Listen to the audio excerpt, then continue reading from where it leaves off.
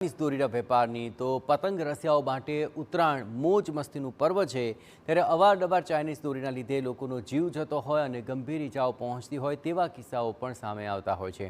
ત્યારે ઉત્તરાયણમાં ચાઇનીઝ દોરી લોકો માટે મોતની દોરી ન બને તે માટે અરવલ્લી પોલીસે ચાઇનીઝ દોરીનું વેચાણ કરતા વેપારીઓ સામે લાલ આંખ કરી છે।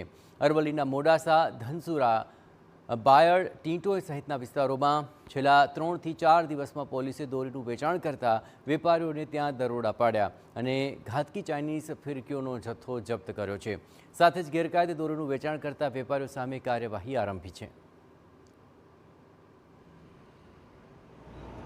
उत्साहનો તહેવાર એટલે કે ઉત્તરાયણનો પર્વ નજીક આવી રહ્યો છે અને આ સાથે જ પતંગબાજો જે છે તે ધાબા ઉપર અને છત ઉપર પતંગ ચગાવતા જોવા મળતા હોય છે। પરંતુ આ સાથે જ કેટલાક વેપારીઓ થોડાક પૈસાની લાલચમાં ચાઇનીઝ દોરી કે જે ઘાતક હોય છે તેને પણ પ્રતિબંધિત દોરીનું વેચાણ કરતા હોય છે। અરવલ્લી પોલીસે પણ જાણે કે એક પ્રકારે મુહિમ ઉપાડી તે પ્રકારે બજારમાં આ દોરી ન વેચાય તે માટેનો પ્રયાસ કર્યો છે।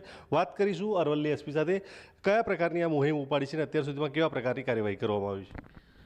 ખાસ કરીને ડિસેમ્બર 15 પછી અમે લોકોએ આ બાબતે સઘન ચેકિંગ ચાલુ કર્યું છે।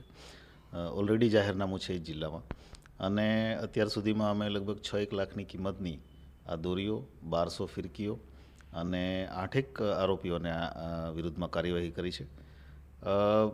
જિલ્લામાં હજી પણ ચેકિંગ ચાલુ છે અને અમારો પ્રયત્ન છે કે ચાઇનીઝ દોરી મેક્સિમમ જે કંઈ પણ જિલ્લામાં આવતી હોય એ અમે એની ઉપર કાયદેસરની કાર્યવાહી કરીએ।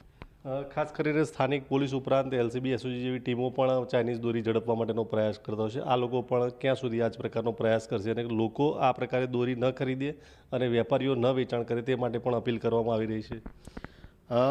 અમારું આ વખતનું જે ફોકસ છે, કેમ કે ચાઇનીઝ દોરી બાબતે હવે ઘણી બધી અવેરનેસ આવી ગઈ છે, એટલે લોકો ગોડાઉનમાં નથી રાખતા, અન્ય જગ્યાએ પોતાના ઘરેથી કે વેચાણ કરે છે, એટલે અમે બાતમીદારો થ્રુ મેળવી અને આ કેસો કરાવીએ છીએ।